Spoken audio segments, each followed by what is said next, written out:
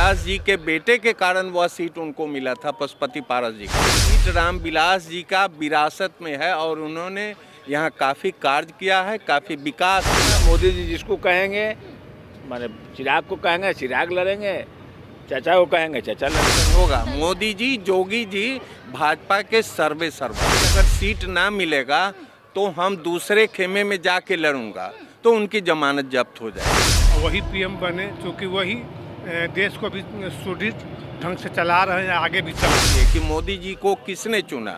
जनता ने चुना है ना, कि विरोधी दल वाले चुन के उनको प्रधानमंत्री बनाया। सही आदमी थे, एकदम सही आदमी थे, लेकिन अब वो अपना रास्ता बदल लिया है। अब वो जंगल वाला रास्ता मुख्यतः मोदी जी का नाम प्रबल होगा और उनके नाम पर वोट का पोलराइजेशन होगा। नीतीश कुमार की नीति तो फेल है ही है।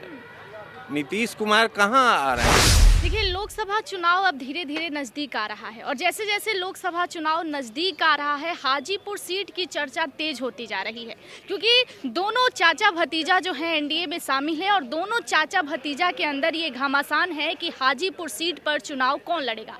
हालांकि पहले से हाजीपुर सीट पर पशुपति पारस हैं, लेकिन इस बार रामविलास पासवान के बेटे चिराग पासवान ने साफ तौर पर कह दिया है कि इस बार हाजीपुर सीट पर चुनाव मेरे चाचा नहीं बल्कि मैं लड़ूंगा। और अगर जमुई की बात कर ले तो उन्होंने ये भी कहा है कि जमुई से मैं लड़ूंगा और हाजीपुर से हमारी माताजी लड़ेंगे। तो हमारे साथ बातचीत करने के लिए कुछ लोग जुड़े हैं, लेकिन सबसे बड़ी बात ये है कि आज के युवाओं से ज़्यादा अगर बुजुर्गों से हम बात करेंगे तो वो काफ़ी करीब से जानते हैं। पशुपति पारस के कार्यकाल को भी इन्होंने देखा है, रामविलास पासवान के कार्यकाल को भी देखा है और चिराग पासवान को भी देख रहे हैं। तो सर, आप किसको अच्छा मानते हैं, क्योंकि ये सीट जो है काफ़ी ज़्यादा चर्चे में है। एनडीए के अंदर दोनों चाचा भतीजा हैं और दोनों के अंदर इस सीट के लिए लड़ाई है। आखिर हाजीपुर में ऐसा है क्या कि दोनों चाचा भतीजा हाजीपुर पर ही पड़े हैं? रामविलास जी का यह मूलतः कार्य क्षेत्र और लोकसभाई क्षेत्र है जहां पर रामविलास जी आसानी से जीता करते थे और पशुपति पारस जी को यह सीट उन्हीं के कारण मिला है। उनकी मृत्यु के बाद उनको यह सीट तब दिया गया जब वे भतीजा के साथ थे। भतीजा के साथ अगर वह उस समय नहीं होते तो यह सीट उनको नहीं मिलता। आज जो मिला है सीट तो वो मिला है, पहले जो सीट रामविलास जी के बेटे के कारण वह सीट उनको मिला था, पशुपति पारस जी को। माना कि दोनों एनडीए में हैं, लेकिन जितना रामविलास जी के बेटे को भाजपा में मान्य दान है, उसके कारण उन्हीं की वर्चस्वता होगी और वही जीतेंगे। जब भी आवेंगे रामविलास जी के बेटे जिनको अपना बर्दाश्त देंगे, जिनको अपना समर्थन देंगे, वही जीत पाएगा। सर, रामविलास पासवान के निधन के बाद उनकी पार्टी दो भागों में बट गई, एक उनके बेटे की और एक उनके भाई की। तो जब उनके भाई एनडीए में शामिल हुए थे बीजेपी के साथ, तो वो कहीं ना कहीं मोदी के बहुत ज़्यादा करीब है और इधर चिराग पासवान भी अब मोदी के हनुमान माने जा रहे हैं। तो अगर चिराग पासवान को हाजीपुर सीट मिल जाती है तो चाचा तो मोदी जी से नाराज हो जाएंगे। फिर अभी भी पशुपति पारस दो डाल पर हैं, अभी भी पशुपति पारस दो डाल पर हैं और ये रामविलास जी के बेटे चिराग पासवान प्योरली एनडीए में है। अगर वो चाहते हैं कि अगर सीट ना मिलेगा तो हम दूसरे खेमे में जाके लड़ूंगा तो उनकी जमानत जब्त हो जाएगी, वो नहीं बच पाएंगे, क्योंकि यह सीट रामविलास जी का विरासत में है और उन्होंने यहाँ काफ़ी कार्य किया है, काफ़ी विकास किया है। तो इस तरह से तो बात कर लिया जाए सर, तो अगर रामविलास पासवान के नाम पर पशुपति पारस हैं तो उन्हीं के नाम पर चिराग पासवान भी हैं, क्योंकि चिराग पासवान को भी अगर कार्यकाल की हम बात करें तो जमुई में भी कुछ खास डेवलपमेंट नहीं है चिराग पासवान के द्वारा। तो कहीं ना कहीं अपने पिता के बातों पर ही चल रहा है और ऐसा मैं नहीं बल्कि जनता कह रही है। और अभी हम लोग हाजीपुर में बात कर रहे थे तो वहाँ भी जमुई की जिक्र हुई थी।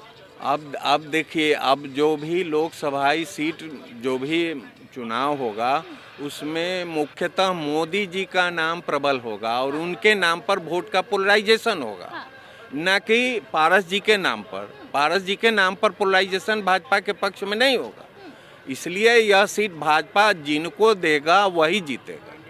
इंडिया गठबंधन? अच्छा, इंडिया गठबंधन नहीं जीतेगा। नहीं जीतेगा? कैसे जीतेगा? तो नीतीश कुमार की रणनीति फेल हो जाएगी क्या सर? नीतीश कुमार की नीति तो फेल है ही है। नीतीश कुमार कहाँ आ रहे हैं? नीतीश कुमार तो तीसरे पोजीशन में चले तो जाएंगे। इतने सारे दलों का जुटना आपको नहीं लग रहा है कि बीजेपी पर भारी पड़ ये सब अपना अपना ख्याली पुलाव पकाते हैं। मुंगेरी लाल के हसीन सपने जैसा यह चीज़ है। सभी लोग अगर आज देखिए कि मोदी जी को किसने चुना? जनता ने चुना है ना, कि विरोधी दल वाले चुन के उनको प्रधानमंत्री बनाए हैं। तो आज जो देश में परिस्थितियां बन रही हैं, लोगों को लग रहा है कि मोदी जी को हम ही बनाए हैं, हम उतार देंगे। ऐसी बात थोड़े है। मोदी जी जनता में लोकप्रिय हैं, उनको 125 करोड़ लोगों का बर्दाश्त है, प्यार है, समर्थन है। थोड़ा सा रोकूंगी, अगर मोदी जी लोकप्रिय है तो इतने सारे दलों को एक साथ जोड़ने की फिर क्या मतलब है? लोकप्रियता जब इतनी है तो मोदी जी अकेले भी आ सकते हैं। देखिए, सबों के साथ ले चलना उनकी अच्छी नीति को दर्शाता है। अपने अकेले न चल के आप देखिए, पिछली बार जाइए, उपेंद्र कुशवाहा, इनके कई उम्मीदवार जीते थे, फिर भी इनको अपने बड़कपन के कारण इनको मंत्री बना दिया। और जब इनका अपना निजी स्वार्थ जब टकराहट हुआ तो ये दूसरे दल में चले गए। और जब चुनाव आया तो क्या कहते थे पिछले बार की भाजपा का तो खाता ही नहीं खुलेगा। तो यह सब परिस्थितियों के ऊपर निर्भर करता है। आदमी पर जो भी फिक्स है वह मोदी जी हैं। मोदी जी जिधर जाएंगे वोटों का पोलराइजेशन होगा। मोदी जी, योगी जी भाजपा के सर्वे सर्वा हैं। सर्वे योगी जी और मोदी जी। देखिए, और भी चाचा हैं, हम उनसे भी बात करेंगे। चूँकि चाचा आप बहुत करीब से देख रहे हैं हाजीपुर सीट को, क्या लग रहा है इस बार चिराग पासवान मार लेंगे क्या चाचा को? हाँ, नहीं देखिए, ऐसा है मोदी जी के लिए वो दोनों आदमी हैं। हाँ। मोदी जी जिसको कहेंगे कि हाजीपुर से लड़ो, वो लड़ेगा। लेकिन ये दोनों अब आपस में ही लड़ रहे हैं कि नहीं हमको ही चाहिए, मोदी जी करेंगे। हाँ। डिसाइड मोदी जी करेंगे, न कि लोग करेंगे। लेकिन दादा, ये हम आपसे जानेंगे क्योंकि चिराग पासवान जिस शर्त के साथ एनडीए में शामिल हुए हैं उसमें ये शर्त भी है कि हमको हाजीपुर चाहिए। हाँ बिल्कुल, लेकिन जो मोदी जी कहेंगे वही होगा। आपको लगता है मोदी जी मना लेंगे चाचा भतीजा को? हो जाएगा या फिर पार्टी को ही विलय करना पड़ेगा? ना, दम हो जाएगा। मोदी जी जिसको कहेंगे, माने चिराग को कहेंगे चिराग लड़ेंगे, चाचा को कहेंगे चाचा लड़ेंगे। लेकिन लग तो नहीं रहा है कि जो पशुपति पारस हैं उन पर अब हाजीपुर जो है नहीं लग रहा है, वो अलग बात है।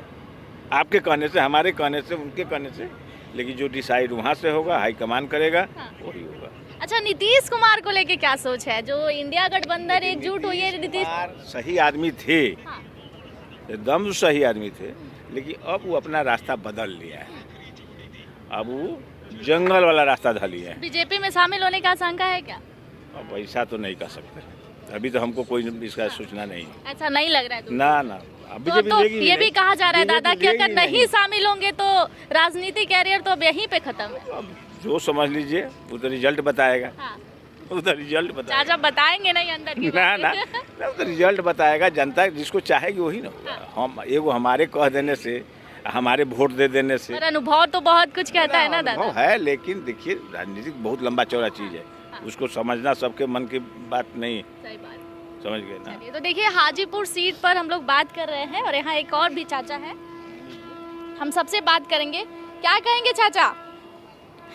टाइम देख रहे, घड़ी तो चल रही है ना सही से?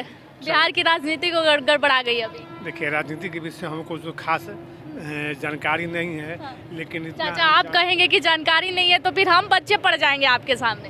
तो हम सिर्फ इतना ही चाहते हैं कि मोदी पुनः शासन में आए, केंद्र के शासन में, और वही पीएम बने, क्योंकि वही देश को भी सुदृढ़ ढंग से चला रहे हैं, आगे भी चलाएंगे। पर जनता बहुत नाराज है बाबा, रोजगार बहुत कम है, महंगाई बहुत बढ़ गया है, और आप भी जानते हैं कि राजनीति में सबसे अहम मुद्दा है ये रोजगार और महंगाई। तो रोजगार और महंगाई, मान लें कि दूसरी पार्टी आएगी, क्या रोजगार और महंगाई अपना पॉकेट से निकाल के दे देंगे?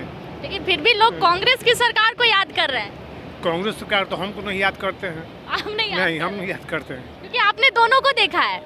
आपने नरेंद्र मोदी को भी देखा है और कांग्रेस की सरकार को भी देखा है। तो आपको कौन सा बढ़िया लगा? मोदी सरकार। मोदी सरकार। हाँ। मतलब मोदी सरकार ही आने चाहिए। हाँ। एज को सपोर्ट कर रहे हैं, युवा को नहीं? नहीं, हम एज को सपोर्ट कर रहे हैं। एज को नहीं, एज को सपोर्ट कर।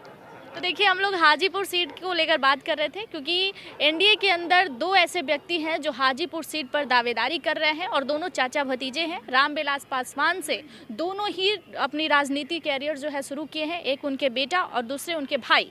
अब दोनों की नज़र हाजीपुर सीट पर है, तो हम यहाँ बैठे बुजुर्गों से जानने के प्रयास किए क्योंकि ये लोग बहुत पुराने हैं और बहुत करीब से राजनीति को देख रहे हैं। रामविलास पासवान के समय तक और पशुपति पारस के समय को भी देख रहे हैं। तो क्या है ऐसा हाजीपुर सीट में कि चाचा भतीजा दोनों ही पड़े हैं? और रहा बात सुलह का कि आखिर इस सीट पर कौन लड़ेगा और एनडीए के अंदर नरेंद्र मोदी जो है इस पहल को कैसे सुलझाएंगे, तो इन्होंने कहा कि भाई इस बात पर अगर आपको बात करनी है तो ज़्यादा बात करने या सोचने की ज़रूरत नहीं है, क्योंकि नरेंद्र मोदी जो इशारा करेंगे हाजीपुर में वही होगा। अगर वो कहेंगे कि चिराग पासवान लड़े तो चिराग पासवान लड़ेंगे, अगर पशुपति पारस को बोलेंगे तो पशुपति पारस लड़ेंगे। लेकिन सबसे बड़ा सवाल यहाँ पर यह भी है कि कहना तो चिराग पासवान को ही पड़ेगा। अब ऐसा मैं नहीं कह रही, ऐसा दावा कह रहा है क्योंकि चिराग पासवान इन्हीं सारे शर्तों के साथ शामिल हुए हैं और उसमें ये शर्त भी है कि हमें हाजीपुर सीट चाहिए। अब देखना बड़ा दिलचस्प होगा कि इस सीट पर कौन आता है, चाचा या फिर भतीजा। धन्यवाद।